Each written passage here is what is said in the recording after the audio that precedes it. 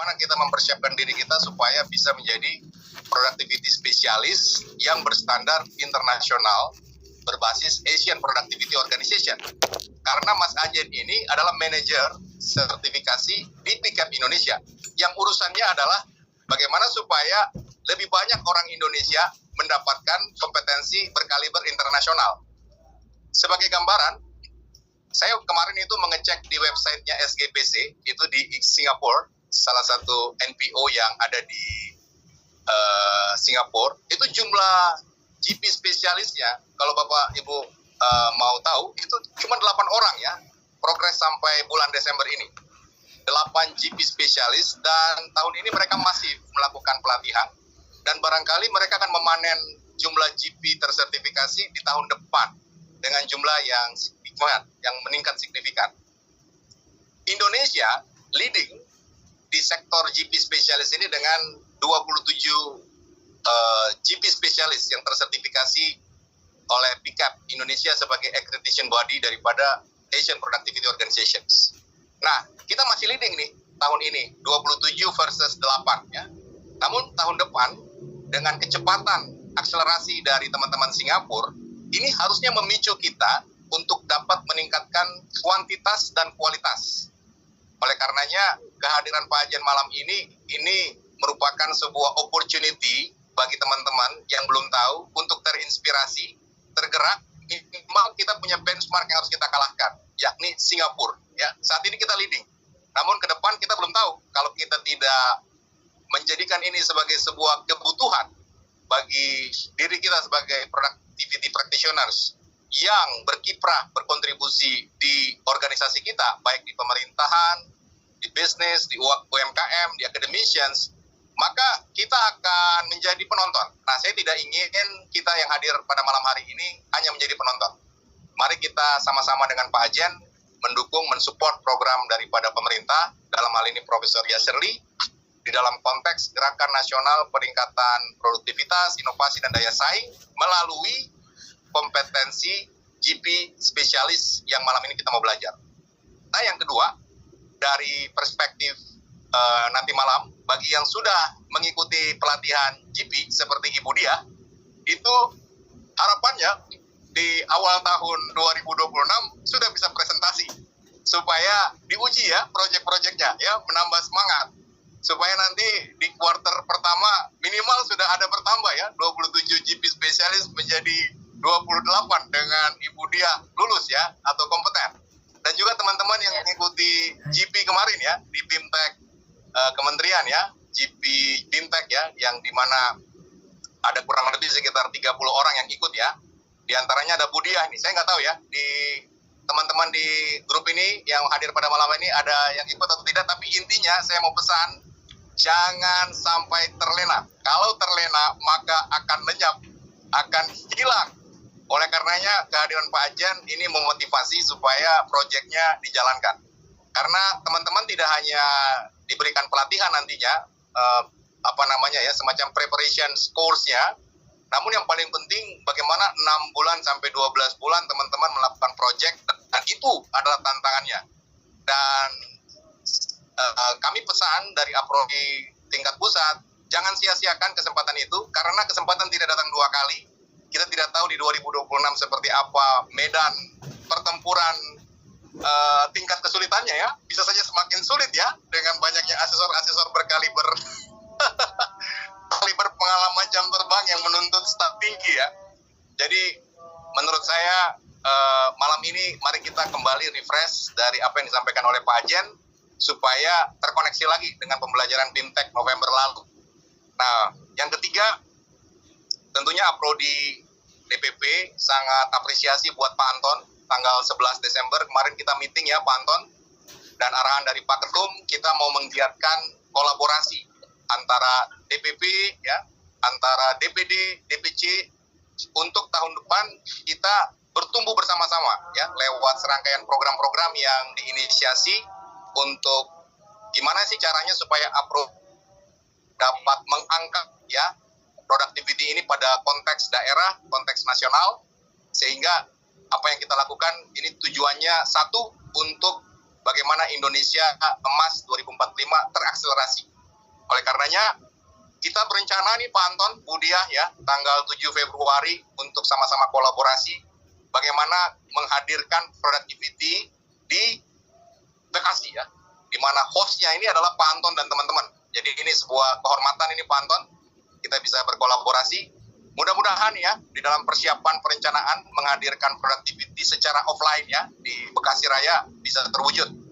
Dan ini bisa jadi model untuk DPD Jateng, ya, DPD Jabar, ataupun DPD Jakarta ya, yang terdekat dengan DPP ya, supaya nanti semakin banyak orang-orang teracuni ya, dengan virus-virus productivity, virus-virus green productivity yang ujung-ujungnya meningkatkan produktivitas ya, baik itu di pekerjaan kita maupun di level kehidupan kita yang lebih baik.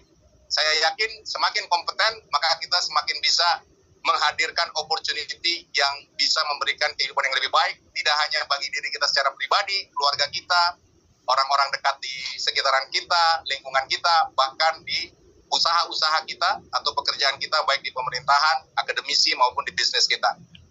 Itu saja yang mungkin yang bisa saya sampaikan. Selamat belajar, mengeksplorasi dari Pak Ajen. Mudah-mudahan sharing Pak Ajen menstimulasi teman-teman untuk mau mengambil step di tahun depan, mulai berpikir bagaimana caranya supaya bisa mengakselerasi diri melalui GP spesialis skema ya. Itu saja mungkin dari kami. Terima kasih banyak Pak Anton sudah mengundang, Bu Diah sudah mengundang, Pak Ajen yang sudah bersedia sharing. Semoga sukses semuanya. Salam produktivitas. Wassalamualaikum warahmatullahi wabarakatuh. Waalaikumsalam warahmatullahi wabarakatuh. Salam produktivitas. Terima kasih Pak Diah atas sambutannya dan juga apresiasi untuk webinar malam. Selamat melanjutkan aktivitas Pak yang tetap produktif. Malam hari masih tetap lanjut untuk meeting dengan direksi. Baik, untuk selanjutnya kita akan memohon kepada Bapak Ketua Prodi DPC Bekasi Raya, Bapak Anton Oktagandhi, untuk bisa memberikan sambutan dan juga membuka webinar pada malam hari ini. Silakan Pak Anton. Baik Bu Dia, terima kasih Bu. Assalamualaikum warahmatullahi wabarakatuh. Salam sejahtera. Salam warahmatullahi wabarakatuh. Nama budaya salam kebajikan. Yang saya hormati Pak Dialah selaku pengurus pusat DPP Pusat Prodi. Yang saya hormati Pak Ajen Kurniawan selaku narasumber kita pada malam hari ini. Kemudian ada para panitia yang sudah mempersiapkan acara webinar series ketiga Prodi DPC Bekasi Raya. Terima kasih dan saya apresiasi itu. Lalu kepada para peserta, selamat malam. Semoga nanti materinya dapat manfaat. Baik, saya sebentar ya Pak Ajen, Budia, monggo permisi untuk nge-bridging sedikit ya Pak Ajen terkait dengan materi Green Productivity spesialis kita pada malam hari ini. Mayoritas mungkin teman-teman kita ini mungkin masih bertanya Pak Ajen, GPS itu apa sih sebetulnya? Green Productivity spesialis itu apa? Kemudian productivity dikaitkan sama green. Ini maksudnya apa? Mungkin saya coba nge-bridging dulu ya Pak Ajen. Bapak dan Ibu mungkin latar belakang kita kebanyakan praktisi ya. Di sini mungkin ada akademisi, lalu ada usahawan, mungkin juga ada yang lain. Tapi apapun itu, ketika kita bicara green productivity, awalnya adalah tidak hanya produktivitas tapi juga berwawasan berkelanjutan ya Pak. Apa sih yang berkelanjutan itu? Ya, berkelanjutan tentunya yang pertama adalah usahanya, di mana yang awalnya pengusaha atau industri itu motivasinya adalah motivasi ekonomi ya Pak Jen ya mungkin ya, di mana profit, kemudian profit, lalu tujuannya berubah sampai kapan perusahaan ini tetap ada gitu ya, apakah 1 tahun, 2 tahun, 3 tahun, 5 tahun, 10 tahun, bagaimana perusahaan itu menggunakan sumber daya materialnya secara efisien dan efektif. Sumber daya material ini bisa berasal dari sumber daya alam, misalkan penggunaan energi ya Pak Aljen ya, dari air, penggunaan listrik, kemudian penggunaan bahan baku yang berasal dari sumber daya alam. Nah, mungkin para praktisi productivity spesialis ataupun green productivity nanti itu lebih diberikan awareness terkait dengan wawasannya, yaitu di mana setiap aktivitas yang kita lakukan itu tidak hanya efisien ataupun efektif, tapi juga berpikir bahwa apa yang kita lakukan ini bagaimana dampaknya terhadap keberlangsungan sumber daya alam, kemudian keberlangsungan dari industri atau perusahaan itu sendiri. Misal pada praktikalnya di perusahaan adalah kalau di bagian departemen HR bagaimana menciptakan well-being gitu ya, kemudian bagaimana menurunkan konsumsi energi, listrik, air, kemudian bagaimana berpikir mengganti sumber material yang awalnya mungkin menggunakan batu bara, kemudian mengganti batu bara menjadi bahannya dari cangkang sawit yang bisa didaur ulang. Itu adalah salah satu bentuk pemahaman atau awareness kita bahwa kita peduli terhadap keberlangsungan perusahaan dan keberlangsungan sumber daya alam yang akan menjadi legasi kita di kemudian hari, tidak hanya untuk generasi kita tapi juga untuk generasi yang akan datang. Ya mungkin nanti hubungannya ke sertifikasi ya. Kalau sertifikasi ini kan bicaranya adalah skema yang di sini mungkin dari PCAP mengadopsi skemanya APO ya Pak ya, APO skema Green Productivity Specialist. Yang tadi ketika kita sudah mempraktikkan pekerjaan yang secara efisien dan efektif serta berwawasan lingkungan, kemudian kita lanjut next step-nya adalah sertifikasi. Orang-orang itu adalah sertifikasi yang punya komitmen lebih daripada orang lain, misalkan yang belum tersertifikasi, bagaimana mempromosikan, kemudian mengkonsultasikan, consulting, kemudian memberikan dampak terhadap tidak hanya peningkatan produktivitas, tapi juga keberlangsungan suatu usaha atau industri itu, baik untuk sekarang maupun generasi yang akan datang. Mungkin seperti itu ya. Kemudian harapan saya pada pelatihan hari ini mungkin adalah kepada para serta setelah mengikuti webinar pada malam hari ini menjadi lebih aware, menjadi lebih paham apa itu sertifikasi Green Productivity, apa itu okupasinya apa saja, kemudian portofolionya mungkin seperti apa nanti bisa dijelaskan oleh Pak Ajen, sehingga nanti para pegiat produktivitas kita pada malam hari ini berwawasan berkelanjutan yang tersertifikasi GPS. Mungkin itu aja ya Pak Ajen ya, atau Budiah, sedikit sambutan dari saya. Semoga acaranya bermanfaat dan dapat berimplikasi dan dipraktikkan di ekosistem atau habitat juga saya bilang Green Productivity, maksudnya di industrinya masing-masing ataupun di akademisi ataupun di tempat kerjanya masing-masing. Mungkin seperti itu. Demikian, wassalamualaikum warahmatullahi wabarakatuh. Selamat malam semuanya.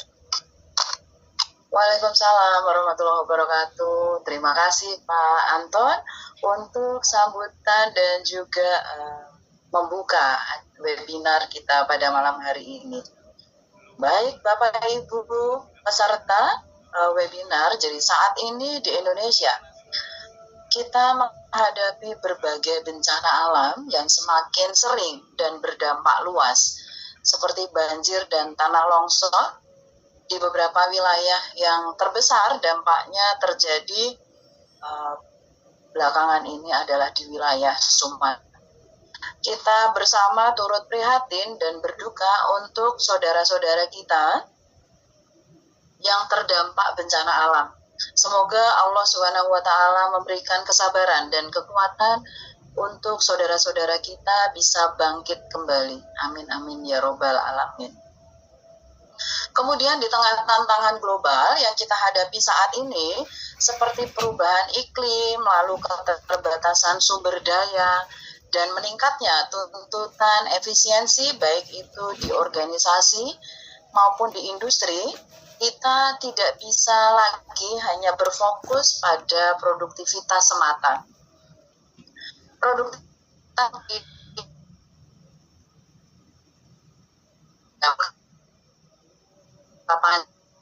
baik bagi perusahaan, masyarakat, maupun bumi yang kita tinggali saat ini.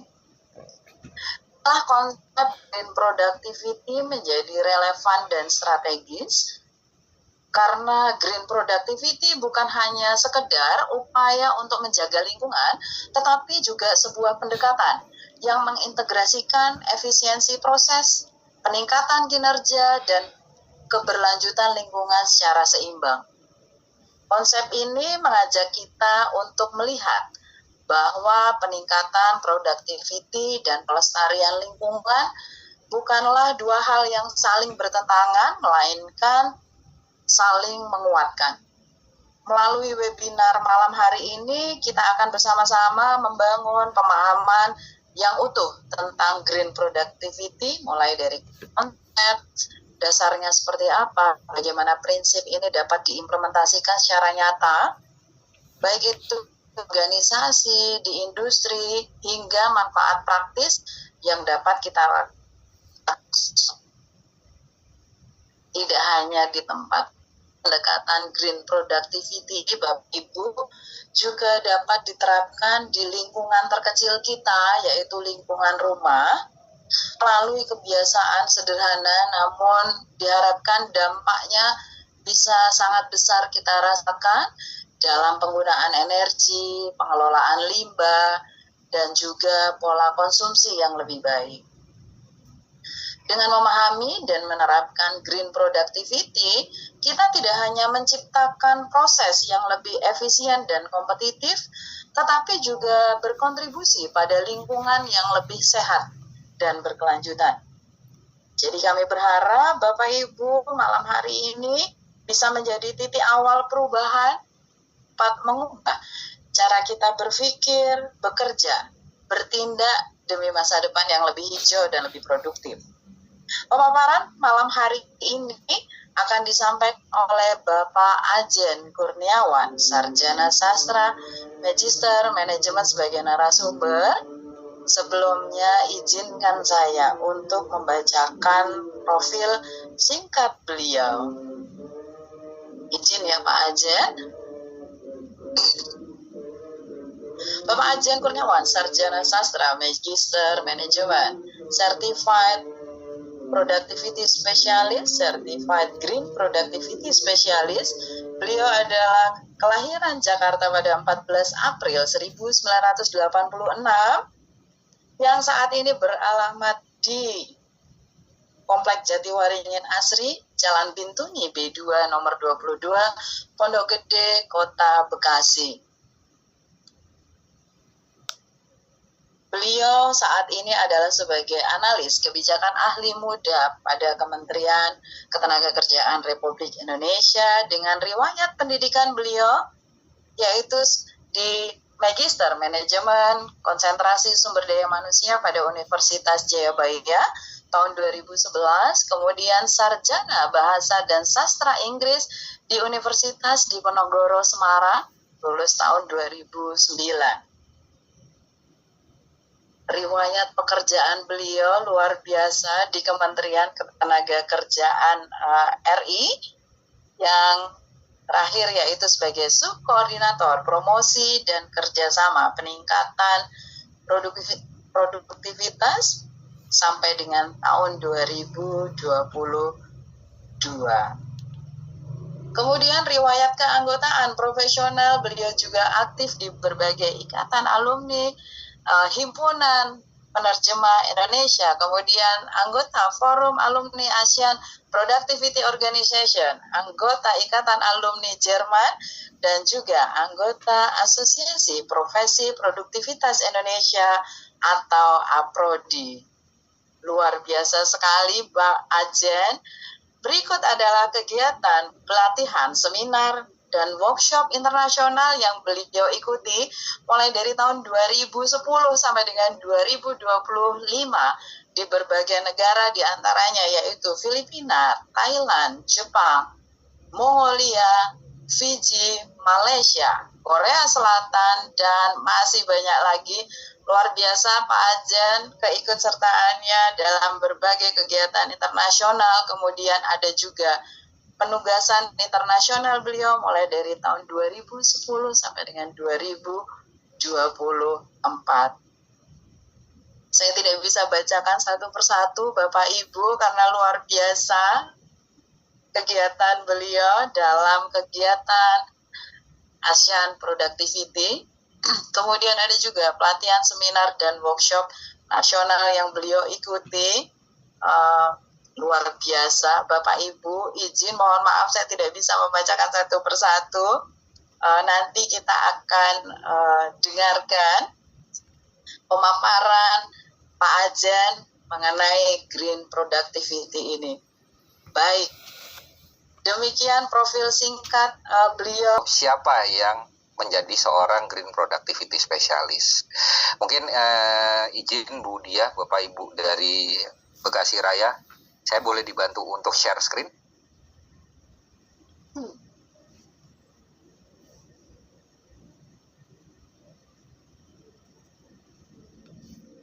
Ya, baik. Udah terlihat ya Bapak Ibu? Share screen dari Bu Diah? Man ya, oke. Ya, makasih banyak Bu Diah share screen-nya. Jadi saya merupakan manajer sertifikasi dari Professional Certification Agency for Productivity Indonesia, di mana PICAP Indonesia ini merupakan satu lembaga sertifikasi profesi yang ada di Indonesia dan merupakan lembaga sertifikasi profesi yang pertama yang menjalankan skema Green Productivity Specialist di antara 12 lembaga sertifikasi yang sampai dengan saat ini sudah terakreditasi oleh Asian Productivity Organization Accreditation Body. Next. Jadi sesuai dengan temanya ya malam ini Bapak Ibu, Get Closer to International Certification. Memang kalau kita sama-sama mengetahui di Indonesia ini ada 3 sertifikasi yang diakui ya Bapak Ibu. Yang pertama adalah berdasarkan SKKNI atau Standar Kompetensi Kerja Nasional Indonesia. Yang kedua adalah Standar Kompetensi Kerja Khusus. Dan yang ketiga adalah Standar Kompetensi Internasional. Nah ini nanti akan saya bahas dalam sharing saya dengan outline dari apa sih itu PICAP Indonesia, kemudian proses sertifikasi yang dilakukan itu tahapannya apa saja, kemudian skema IPO GPS 201 tahun 2023 tentang requirement for green productivity specialist, apa saja nanti yang akan menjadi satu mandat atau kewajiban Bapak Ibu dalam menjalani prosesnya untuk menjadi seorang green productivity specialist. Dan yang terakhir adalah prasyarat dan persyaratan kompetensi, di mana saya yakin Bapak Ibu yang hadir di sini selaku praktisi dan juga beberapa tadi saya lihat ada rekan-rekan saya yang sudah sangat sering bau-membau ini, teman-teman instruktur produktivitas, baik dari Sabang sampai Merauke, terima kasih atas kehadirannya. Ini juga yang memang juga merupakan mitra kerja yang sangat produktif dan menjadi ujung tombak di mana tidak hanya pelatihan, tapi juga pendampingan dan konsultansi yang banyak dilakukan oleh teman-teman instruktur produktivitas. Dan sebelum saya melangkah lebih lanjut, Bapak Ibu, karena di malam ini memang presentasi ini juga selaku manajer sertifikasi dari PICAP, saya sampaikan bahwa presentasi saya sudah saya kasih disclaimer ya Bapak Ibu. Jadi sebagai materi promosi, memang ini sudah saya share ke DPC Bekasi Raya, dan apabila nanti akan di-share kembali oleh DPC Bekasi Raya beserta supporting dokumen yang nanti juga sudah saya sampaikan dan akan di-share lebih lanjut. Ini Bapak Ibu apabila akan mereplikasi atau mengambil materi ini baik seluruhan atau sebagian, mohon untuk mengontak kami. Nah, nanti kontak PICAP Indonesia itu berapa, nomor teleponnya dan juga alamat emailnya bisa mengirim kemana, ini nanti akan ada di akhir sesi saya. Next, Ibu. Apa sih Professional Certification Agency for Productivity atau PICAP Indonesia, Bapak Ibu? Next. Nah, ini adalah struktur organisasi kami ya Bapak Ibu. Jadi, Professional Certification Agency for Productivity atau PICAP Indonesia ini adalah satu lembaga sertifikasi profesi, di mana kami berada di bawah Kementerian Ketenagakerjaan Republik Indonesia. Di mana Bapak Ibu di sini bisa melihat dengan adanya struktur organisasi dari PICAP Indonesia ini yang memiliki garis koordinasi dengan Direktorat Bina Peningkatan Produktivitas dan juga Direktorat Jenderal Pembinaan Pelatihan Vokasi dan Produktivitas, yang mana Direktur Jenderal Pembinaan Pelatihan Vokasi dan Produktivitas merupakan APO Director for Indonesia dan Sekretaris Direktorat Jenderalnya adalah APO Alternate Director for Indonesia. Sedangkan Direktur Bina Peningkatan Produktivitas itu berperan selaku Head of NPO Indonesia dan juga Liaison Officer untuk Organisasi Peningkatan Produktivitas sebagai perpanjangan tangan dari APO di Indonesia. Nah, yang menarik ini Bapak Ibu, sekilas saya akan sampaikan bahwa Indonesia sudah menjadi anggota dari EPO sejak tahun 1968. Di mana negara anggota EPO sampai dengan saat ini ada 21 negara, yang terakhir bergabung itu adalah negara Turki, di mana semua mandat yang dilakukan oleh EPO disebarluaskan atau dibuat melalui program-program yang dilakukan, baik itu secara daring maupun luring, yang mana setiap negara anggota ini membayarkan kontribusi keanggotaan kepada EPO setiap tahunnya. Nah, jadi Bapak Ibu bisa Bapak Ibu gunakan seluruh program tersebut karena kita sudah bayar tiap tahunnya. Indonesia membayarkan keanggotaan atau kontribusi kepada EPO ini melalui Kementerian Luar Negeri. Jadi dikarenakan memang National Productivity Organization di Indonesia ini berada di bawah Kementerian Ketenagakerjaan, maka sebagai instansi penjurunya, Kementerian Ketenagakerjaan juga melakukan banyak program secara luring dan daring dengan EPO, baik itu berupa training, workshop, conference, ataupun program-program yang sifatnya dia in country. Kalau program yang awal tadi saya sebutkan adalah program multi-country Bapak Ibu. Jadi bedanya, kalau program multi-country ini adalah program-program yang bisa diikuti oleh seluruh negara anggota, baik itu yang sifatnya luring maupun daring. Tapi kalau program in-country, ini spesifik program yang bisa diajukan oleh negara anggota, di mana setiap negara anggota itu melihat kebutuhan di bidang peningkatan produktivitasnya ini apa saja. Dan program-programnya juga jenisnya banyak Bapak Ibu. Ada yang namanya Technical Expert Services, ada yang namanya Development of National Productivity Organization, kemudian ada namanya Study Mission. Jadi kalau Technical Expert Services itu Bapak Ibu kita bisa mengundang expert untuk hadir ke Indonesia ataupun hadir di perusahaan Bapak Ibu ini terkait dengan program peningkatan produktivitas yang Bapak Ibu usulkan melalui proposal ke NPO Indonesia yang nanti akan diteruskan kepada EPO. Jadi sifatnya Technical Expert Services ini dengan dia mendatangkan expert ini, Bapak dan Ibu akan dibantu untuk expert ini datang dan mendampingi selama 12 sampai dengan 15 bulan maksimal. Seperti itu. Kemudian ada Development of NPO, di mana itu kerjasama antar National Productivity Organization di tiap-tiap negara anggota, yang mana kita juga sering bertukar pengalaman atau sharing best practices. Dan kemudian ada tadi saya sebutkan Study Mission. Nah, ini part yang menarik juga Bapak Ibu. Jadi kalau Study Mission itu Bapak Ibu juga bisa mengajukan terkait dengan studi banding atau kunjungan lapangan ke masing-masing negara anggota EPO atau non-negara anggota EPO. Dan ini di-cover untuk 6 orang Bapak Ibu, maksimal, per delegasi. Per kunjungan. Jadi delegasi itu jumlahnya 6 orang, di-cover oleh EPO, termasuk tiket dan juga kalau tidak salah akomodasinya. Tapi kalau untuk uang saku, visa, Bapak Ibu tetap harus mengurus sendiri, tergantung kunjungan Bapak Ibu akan dilakukan kemana. Seperti itu. Kemudian ada juga namanya Company Program. Nah, ini merupakan satu program yang mana kita tidak hanya mendevelop perusahaan atau organisasinya, tapi bagaimana kita juga bisa menciptakan satu sistem peningkatan produktivitas. Terakhir itu yang Development of Demonstration Company Program itu kami lakukan di tahun 2021 dengan Kementerian Desa dan PDT. Pada saat itu kami melakukan instalasi solar panel dibantu oleh Tatung Company dari Taiwan, dan lokasinya itu ada di Papua Barat Bapak Ibu, masih 2 jam lagi dari kota Sorong. Itu kalau tidak salah namanya distrik Laili. Jadi kita masih naik lagi ke atas dari kota Sorong kurang lebih 2 jam.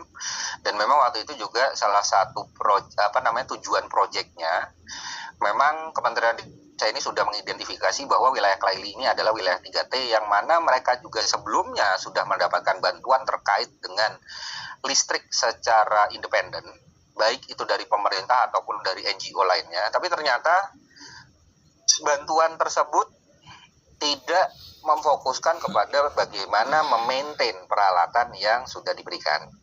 Akhirnya pada saat itu memang karena sedang COVID, kita juga lakukan instalasinya dengan dibantu oleh teman-teman instruktur dari BLK Serang.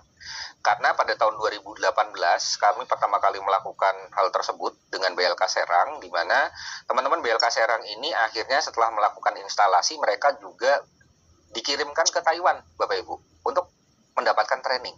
Jadi mereka berperan sebagai teknisi dan juga operator untuk maintenance dari solar panel tersebut, sekaligus memahami jalur kelistrikannya seperti apa dan hal-hal teknis lainnya. Dan mereka lah yang membantu kami di tahun 2021 untuk melakukan instalasi solar panel di distrik Klaili, termasuk melakukan TOT kepada 20 orang warga desa di distrik Klaili tersebut agar bisa menjadi operator dan teknisi juga untuk mengoperasikan solar panel tersebut. Dan alhamdulillahnya setelah dipasang, memang ya salah satu tujuan dari pemasangan ini mereka juga ada kesulitan air bersih. Mereka juga sudah bisa mengoperasikan sumur pompa dan kemudian menyalakan pohon Natal waktu itu, Bapak Ibu, karena memang pemasangannya sendiri bertepatan kurang lebih 3 minggu lagi sebelum Natal. Jadi ini juga sedikit saya sampaikan, mungkin nanti ke depannya akan menginspirasi juga ya Bapak Ibu, karena kita bicara green productivity tadi juga sudah disampaikan oleh Bu Diah dan Pak Anton, juga Pak Dialah, bahwa kita nggak bicara sesuatu yang muluk-muluk, kita berbicara sesuatu yang simpel, tapi merupakan satu hal yang nanti akan membawa impact atau dampak ke depan yang bisa menginspirasi dan juga membuat lingkungan kita memiliki arti. Seperti itu. Next.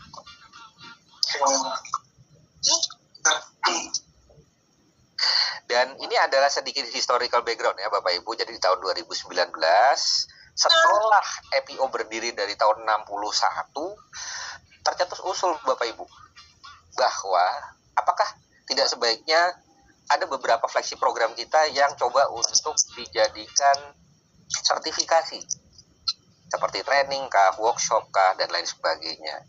Akhirnya di tahun 2019 tersebut dibentuklah badan akreditasi yang bertujuan untuk mengakreditasi dan menetapkan standar kompetensi dalam rangka pelaksanaan sertifikasi untuk productivity specialist, green productivity specialist, dan public sector productivity specialist.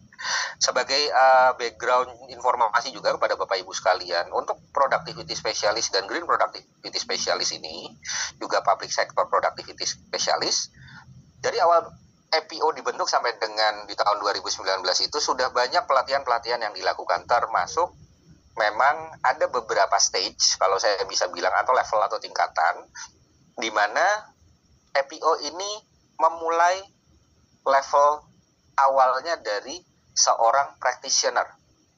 Ini untuk yang nyaman dulu ya Bapak Ibu. Kemudian dia naik tingkat menjadi seorang spesialis. Kemudian setelah itu barulah pelatihan akhirnya atau bisa dibilang di hilirnya menjadi seorang konsultan. Nah itulah dulu tingkatannya di awal Bapak Ibu. Dan saya memang di 2011 dengan 2014 sempat mengikuti pelatihan sebagai seorang productivity practitioner yang dilakukan di Filipina dan di Malaysia. Dan sejak tahun 2019 ini merupakan satu pengalaman tambahan buat saya untuk membridging. Ternyata memang apa yang sudah didapatkan ini relate banget atau terkait dengan bagaimana kita bisa menjadi seorang spesialis. Dan di dalam kompetensi spesialis ini Bapak Ibu embed menjadi seorang konsultan juga. Nah inilah yang coba untuk disertifikasi. Dan memang saya tidak bilang EPO mensimplifikasi, tetapi sesuai dengan kebutuhan zaman yang ada, bahwa memang sekarang dibutuhkan seorang productivity specialist, green productivity specialist, dan public sector productivity specialist, yang akhirnya ditetapkan 3 skema terkait dengan sertifikasinya, yaitu PS 101 untuk productivity specialist, kemudian GPS 201 untuk green productivity specialist, dan PSP 301 untuk public sector productivity specialist. Di mana bulan Agustus kemarin Bapak Ibu saya juga mengikuti pelatihan tentang public sector productivity specialist, yang mana memang mungkin di tahun depan akan ada yang melaksanakan, dalam artian mendapatkan akreditasi untuk melakukan sertifikasinya. Karena sampai dengan saat ini Bapak Ibu, Center of Excellence-nya sendiri untuk public sector yang ada di Filipina itu kemarin juga baru disertifikasi sebagai certification body di bulan Mei 2025 bersamaan dengan Indonesia yang mendapatkan penambahan ruang lingkup untuk melaksanakan sertifikasi productivity specialist, tapi mereka belum melaksanakan karena memang kompleksitasnya di antara dua skema ini saya bisa bilang cukup tinggi. Karena kalau kita bicara public sector, kita tidak hanya mengenerate, kita bicara tentang government aja. Tapi ini berbicara tentang layanan. Dan karena itulah di tahun 2019 akhirnya dimulailah proses untuk mengakreditasi negara-negara anggota agar mendirikan certification body sebagai lembaga yang bertugas melaksanakan seluruh proses sertifikasi profesi sesuai dengan sertifikasi atau skema yang sudah ditetapkan oleh accreditation body. Next. Ini adalah sertifikat akreditasi kami ya Bapak Ibu dari PICAP Indonesia, langsung dikeluarkan oleh APO Accreditation Body, di mana kami sudah terregister untuk dapat melaksanakan skema sertifikasi PS 101 2023 dan juga GPS 201 2023, yang mana kedua skema tersebut akan mencetak spesialis produktivitas yang dapat menerapkan konsep alat teknik dan metode peningkatan produktivitas yang efektif, efisien, dan berkualitas secara berkelanjutan. Next. Oke, sekarang Bapak Ibu kita lanjut ke proses sertifikasi. Next. Oke, Bapak Ibu. Jadi pertama kali Bapak Ibu ini kalau mau ikut sertifikasi harus ikut pelatihannya dulu. Baik itu berupa GP training atau yang sejenis, secara luring ataupun daring. Dan ini harus selesai Bapak Ibu. Bapak Ibu secara luring, nanti akan ada saya sampaikan juga mitra-mitra kerja kami sebagai training provider yang memang juga melaksanakan pelatihan tersebut. Tapi kalau secara daring, nah ini yang paling gampang Bapak Ibu. Jadi Bapak Ibu bisa nanti untuk membuka website APO. Nanti jangan khawatir Bapak Ibu, di akhir presentasi saya akan ada websitenya. Bapak Ibu bisa lihat di situ, nanti akan ada namanya window terkait dengan program-program apa saja yang dilaksanakan oleh APO selama 1 tahun. Terkait dengan program multi country, baik yang sifatnya itu luring ataupun daring. Nah, kalau Bapak Ibu mau mengikuti program secara luring, berarti Bapak Ibu harus submit aplikasi kepada MPO Indonesia untuk mendaftar sebagai calon peserta program. Tapi kalau secara daring, Bapak Ibu bisa langsung akses. Ada program namanya e-learning course di situ yang Bapak Ibu lakukan itu secara independen atau bisa dibilang namanya self e-learning. Nah, kemudian setelah Bapak Ibu melakukan self e-learning tersebut, Bapak Ibu nanti bisa langsung melakukan tes. Jadi ada post testnya juga. Tapi kalau sekarang cuma one shot Bapak Ibu. Kalau dulu bisa berkali-kali. Tapi jangan khawatir bahwa ujiannya sifatnya open book. Jadi kalau Bapak Ibu nanti sudah selesai melaksanakan tesnya yang katakan self learning itu secara daring, Bapak Ibu bisa selesaikan mungkin dalam jangka waktu 1-2 hari tergantung kesibukan masing-masing di tengah waktu yang bisa disisihkan. Itu Bapak Ibu nanti secara real time kalau tidak salah mungkin sekitar 2 atau 3 jam ya setelah Bapak Ibu nilainya terrecord, kalau tidak salah sampai sekarang itu passing grade lulusnya masih 70 Bapak Ibu untuk yang self e-learning yang secara daring itu. Nah, nanti secara daring itu setelah Bapak Ibu keluar sertifikat pelatihannya, Bapak Ibu bisa ajukan nih kepada PICAP Indonesia. Tapi setelah itu Bapak Ibu harus lulus examination. Jadi tadi yang disampaikan oleh Pak Dialah bahwa salah satu rekan kita di sini yaitu Bu Diah ini juga mengikuti kegiatan yang kemarin kami lakukan Bapak Ibu yang ada di Hotel Novotel, yaitu pelatihan Green Productivity terkait dengan apa sih yang menjadi satu informasi awal dan juga bagaimana seorang Green Productivity Specialist ini berproses. Seperti itu Bapak Ibu. Nah, kemudian di dalam training tersebut yang kami lakukan kemarin di bulan November, kami belum lakukan exam. Nanti kami akan lakukan examnya setelahnya. Sebagai informasi Bapak Ibu, bukan menakut-nakuti.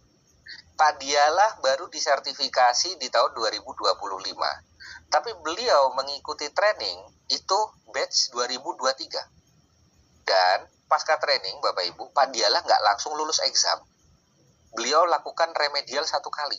Di remedial yang dilakukan beliau itulah baru beliau lulus. Karena passing grade-nya cukup tinggi Bapak Ibu.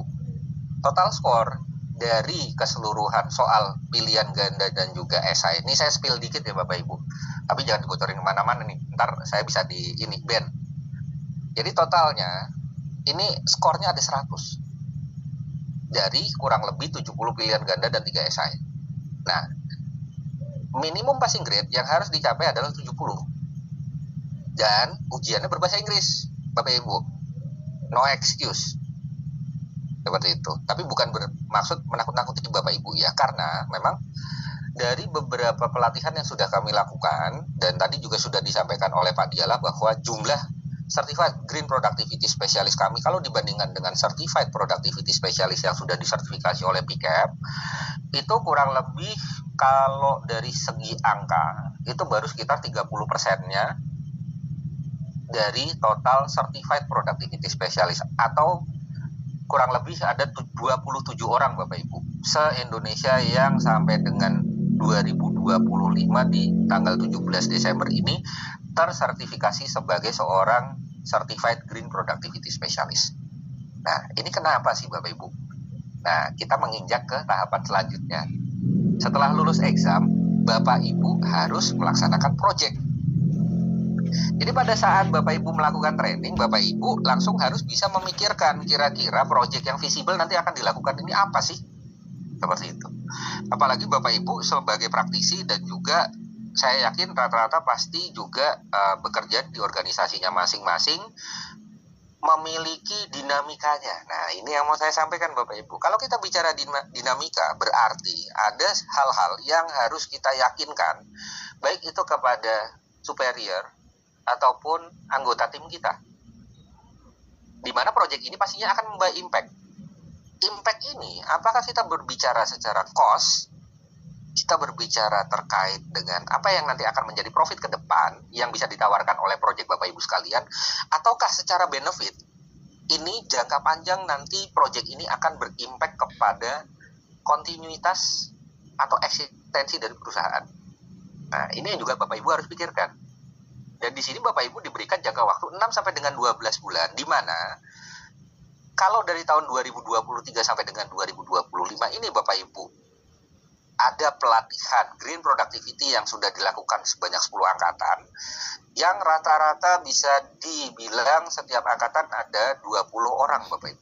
Jadi total ada 200 ya, kurang lebih. Nah, ternyata yang baru tersertifikasi itu ada 27. Berarti kan kurang lebih ini baru sekitar 11 sampai dengan 12%-nya. What's wrong dengan yang lain? Biasanya kendalanya itu di komitmen Bapak Ibu. Ada yang dari awal ternyata kurang mampu untuk menganalisa terkait dengan visibility project-nya. Akhirnya tengah jalan mentok. Akhirnya bisa jadi manajemennya nggak setuju. Kemudian drop, mengulang lagi, lama-lama udah males lah. Akhirnya 6 sampai dengan 12 bulan itu jangka waktunya terlewatkan. Tapi sekali lagi Bapak Ibu, saya mau highlight lagi bahwa Pak Diala sendiri selaku seorang Green Productivity Specialist dari tahun 2023 beliau baru bisa selesaikan proyeknya itu berjalan dari akhir tahun 2024 sampai dengan di bulan Agustus 2025. Jadi nggak ada masalah Bapak Ibu. Kita di sini berbicara durasi proyek ya Bapak Ibu. Jadi bukan current project.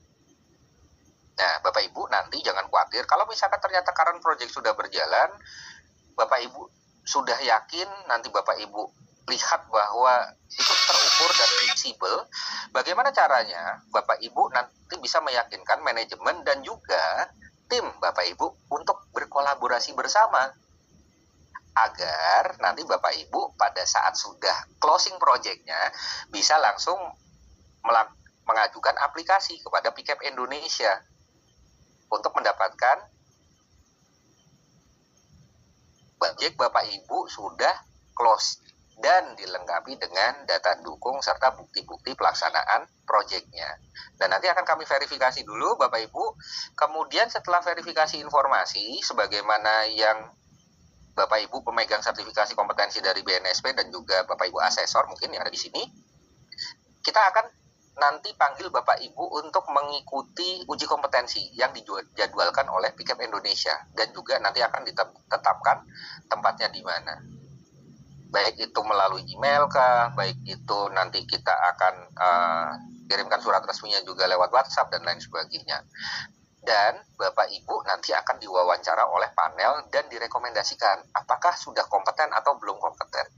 Jadi kalau kita berbicara wawancara oleh panel Bapak Ibu, bisa jadi Bapak Ibu pada saat digali informasinya terkait dengan Project GP yang dilakukan oleh Bapak Ibu, nanti mungkin akan diminta untuk melakukan diskusi. Nanti diminta untuk melakukan paparan. Atau bahkan Bapak Ibu di tempat bisa jadi ditelepon nih ke penanggung jawab project. Dalam artian Bapak Ibu sebagai seorang leader atau ketua dari projectnya itu nanti akan diklarifikasi kepada penanggung jawabnya, benar nggak sih projectnya ini dilakukan.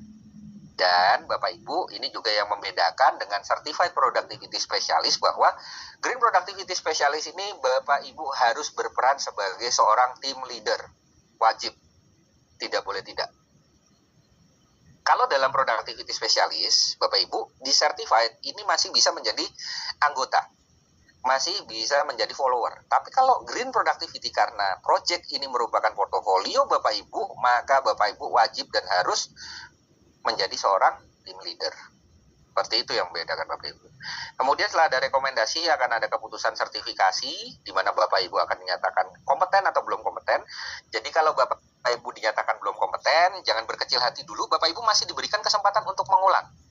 Sebagaimana tadi written exam, itu Bapak Ibu diberikan kesempatan untuk mengulang berkali-kali.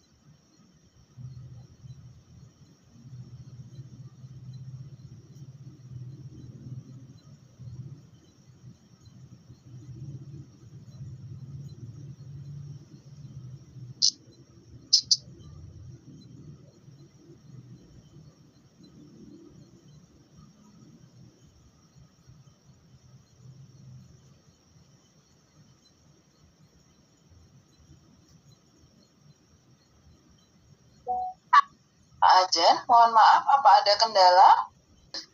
Baik, silakan Pak. Oke, baik.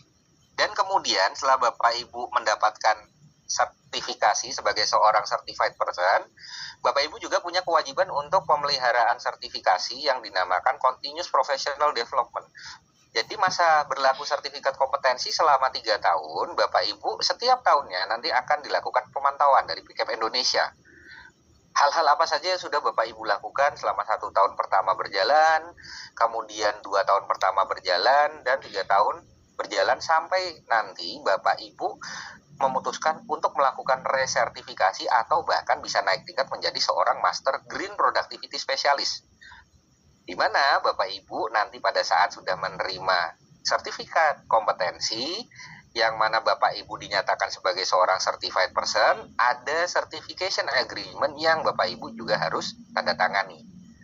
Di certification agreement itu juga termasuk hak dan kewajiban pemegang sertifikat kompetensi seperti apa, dan apabila ada kode etik yang dilanggar, maka akan mendapatkan perlakuan sesuai dengan ketentuan yang berlaku dari PIKEP Indonesia dan juga EPO Accreditation Body terhadap pemegang sertifikasi kompetensi.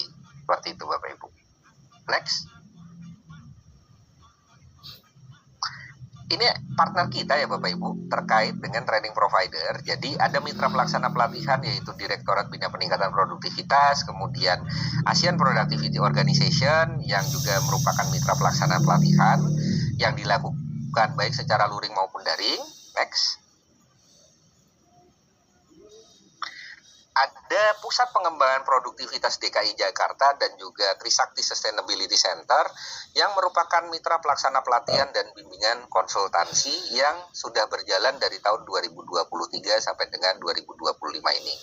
Nah, nanti ke depannya kami harapkan nih Bapak Ibu, mungkin saya sedikit highlight juga kepada teman-teman DPC Prodi Bekasi Raya, sekiranya mungkin nanti bisa membantu kami juga dari PIKEP Indonesia mungkin untuk menyelenggarakan in-house training untuk green productivity ini yang sifatnya secara luring ya Bapak Ibu. Nanti mungkin juga bisa dibuatkan listing atau nanti berhimpun bagaimana nanti kita bisa melakukan satu pelatihan terkait green productivity specialist ini, dan juga nanti ke depannya saya rasa mungkin akan banyak animo dari teman-teman di Bekasi Raya ini terkait dengan apa sih yang nanti menjadi satu hal yang akan bisa ke depannya membuat kita memiliki bargaining position atau nilai tawar yang lebih ketimbang teman-teman kita, seperti itu. Next. Ini adalah kredensial kami Bapak Ibu, jadi memang sudah ada skemanya dari EPO atau Standar Kompetensi Internasional, EPO GPS 201 2023, yang mana juga sudah diadopsi dan diadaptasi menjadi standar kompetensi kerja khusus Bapak Ibu di tahun 2020 terkait dengan registrasi standar kompetensi kerja khusus dari EPO untuk Green Product Activity Specialist. Jadi Bapak Ibu nggak perlu khawatir bahwa kalau kita bicara terkait dengan kredensialnya, Bapak Ibu sudah pasti direkognisi di 21 negara anggota untuk menjadi seorang Green Productivity Specialist. Dan juga Bapak Ibu sudah dikenal nih di Indonesia. Kenapa? Next.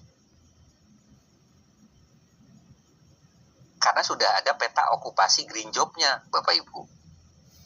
Ini sudah menjadi KKNI yang mana melalui Bappenas ini ditetapkan di tahun 2022 bahwa di level 9 dan level 8, untuk level 9 ada Green Productivity Master Specialist dan di level 8 ada Green Productivity Specialist yang ini diakui di 4 area fungsi Bapak Ibu, yaitu di sektor pertanian, di sektor manufaktur, sektor konstruksi, dan sektor jasa atau pariwisata. Yang mana memang kalau kita bicara tentang peta okupasi ini Bapak Ibu, kita juga berbicara tentang adanya kemungkinan jabatan di masing-masing organisasi atau instansi tempat Bapak Ibu bekerja. Yang sebenarnya mungkin belum semuanya masuk di sini Bapak Ibu. Karena sebagaimana kita tahu bahwa yang namanya okupasi itu kita tetap menginduk kepada KBJI. Nah, KBJI ini kan juga perlu dimutakhirkan, yang mana memang dalam beberapa tahun atau secara berkala juga pasti akan ada pertumbuhan job atau okupasi baru. Nah, ini terkait dengan green job Bapak Ibu, memang tadi juga sudah saya sampaikan bahwa ke depannya terkait dengan Sustainable Development Goals pasti akan ada pekerjaan yang bertumbuh, pasti akan ada pekerjaan yang bertransformasi. Di mana transformasi pekerjaan tersebut juga nantinya akan kebanyakan mengarah kepada green job, atau utamanya bagaimana skill yang nanti akan diciptakan untuk mendukung adanya green job ini bisa juga kita sediakan sebagai spesialis productivity specialist. Next. Nah, ini adalah skema EPO-nya Bapak Ibu. Di seorang certified GP spesialis ini dia ada di tier 1 Bapak Ibu, di mana kompetensi inti Bapak Ibu sebagai seorang Green Productivity Specialist yang harus dikuasai nanti ada 3, yaitu mempromosikan konsep GP, menerapkan alat dan metode GP, dan menerapkan teknik GP. Next.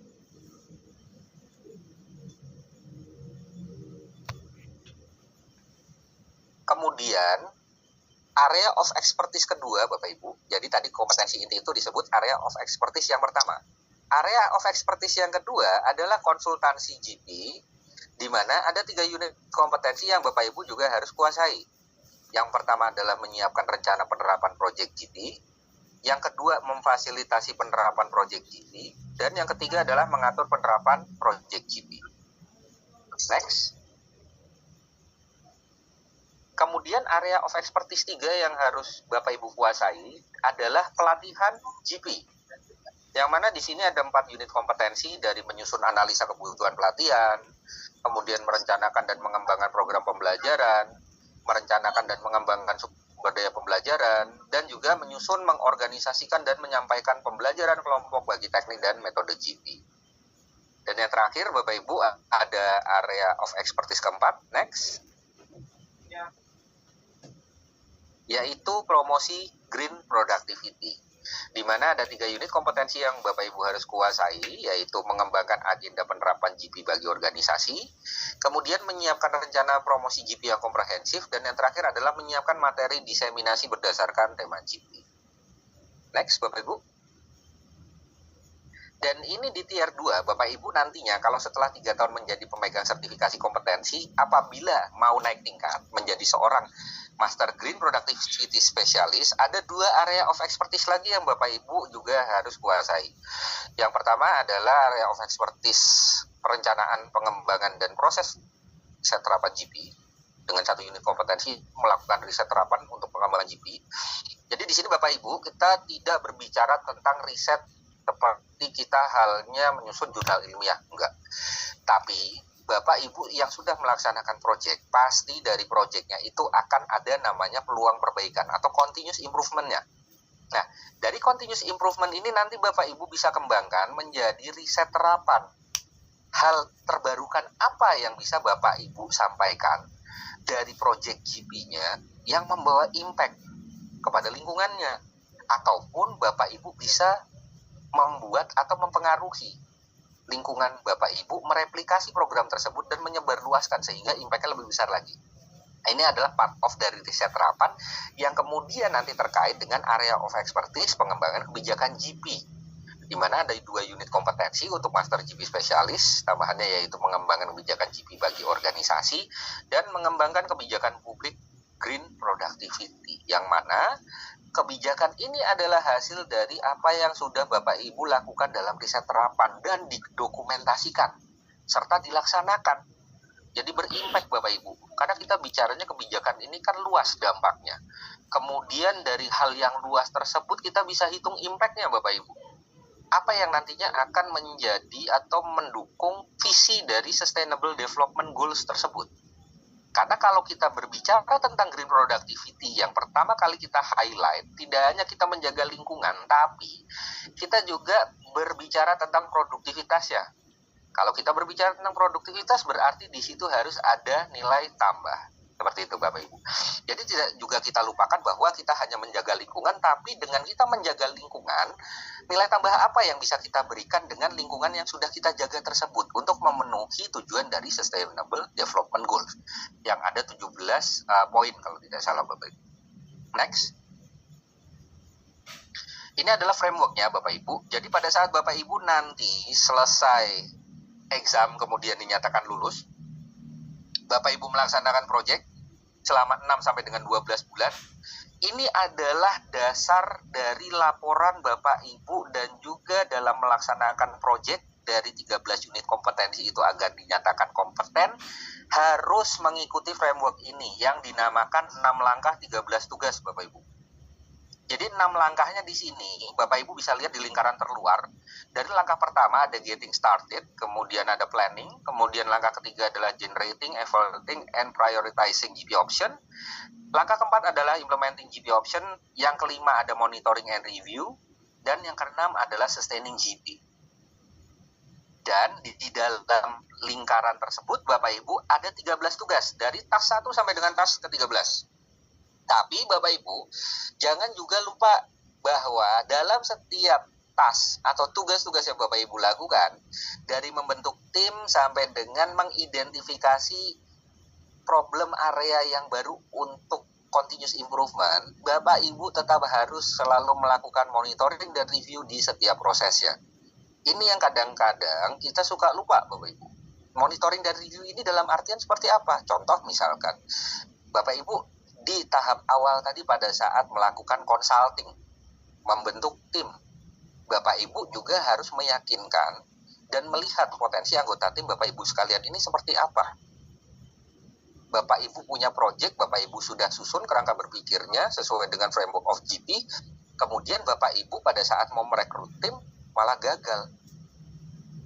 Karena sebenarnya belum tahu juga nih, nanti akan ada resistensi atau enggak ya. Nah, disinilah keterampilan komunikasi kita nanti Bapak Ibu juga harus bisa kita sesuaikan.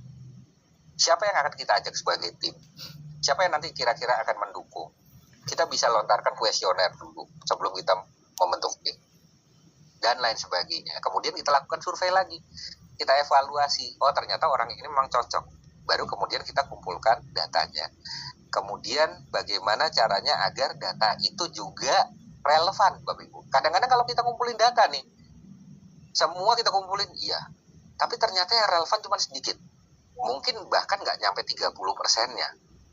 seperti itu. Nah, kita juga harus tahu, makanya saya tadi sampaikan di awal bahwa visibility study atau Bapak Ibu sudah harus memahami sebenarnya apa sih yang menjadi bottlenecking dari kegiatan yang sehari-hari atau program yang Bapak Ibu laksanakan di dalam organisasi atau instansi Bapak Ibu sekalian yang memang nanti akan memiliki impact keberlanjutan bagi organisasi Bapak Ibu sekalian.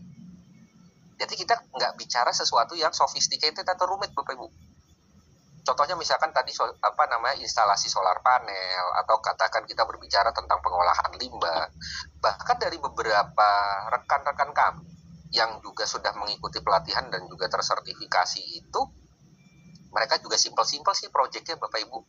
Ada yang dari UMKM itu bahkan dari pendampingan yang kami lakukan juga, itu ada pengelolaan limbah kertas bekas, ada pengelolaan minyak jelantah, ada pengelolaan limbah sampah dapur, ada pengelolaan limbah sisa catering, ada pengelolaan terkait dengan maggot, ada pengelolaan terkait dengan gas metana dari sampah. Nah, ini juga berkolaborasi dengan banyak pihak Bapak Ibu. Tapi sekali lagi ya Bapak Ibu, harus Bapak Ibu pastikan Bapak Ibu adalah tim leadernya. Karena Bapak Ibu akan membuat satu proyek sebagai portofolio Bapak Ibu sekalian yang akan disampaikan pada saat uji kompetensi dengan data dukung yang harus valid. Kenapa saya bilang valid Bapak Ibu? Karena bicara valid nih, contohnya, kadang-kadang kita lupa kalau mendokumentasikan itu, saya pun mengakui sebagai orang Indonesia, saat saya mendokumentasikan dokumen itu pun mungkin banyak masih yang tercecer, belum terstruktur. Kadang-kadang kalaupun itu menjadi satu hard copy, kita lupa memberikan tanggal, atau katakan penyimpanannya mungkin biar mudah dilihat ya, ada visual manajemennya. Nah, ini kita lupa seperti itu. Nah, saya juga mau sharing Bapak Ibu bahwa data dukung yang Bapak Ibu harus miliki itu selengkap-lengkapnya, termasuk nanti Bapak Ibu harus mendapatkan testimoni dari tempat di mana Bapak Ibu melaksanakan proyeknya. Testimoni ini bentuknya apa? Bisa keterangan tertulis, boleh. Kemudian, apakah nanti Bapak Ibu membuat satu video dari orang yang terdampak atau lingkungan yang terdampak dari proyek Bapak Ibu? Boleh. Apakah screenshot dari WhatsApp? Silahkan. Tapi kalau screenshot dari WhatsApp, Bapak Ibu, tolong divalidasi lagi. Bapak Ibu ini WhatsApp dengan siapa? Kemudian yang bersangkutan juga memberikan validasi, katakan ya ditulislah teks itu. Bahwa, oh ternyata memang saya melakukan ini, programnya sudah mendapatkan impact dan lain sebagainya. Kemudian metode-metodenya yang lain bagaimana? Silahkan. Bapak Ibu juga sudah memiliki metode di mana testimoni itu nanti merupakan satu keterangan yang menerangkan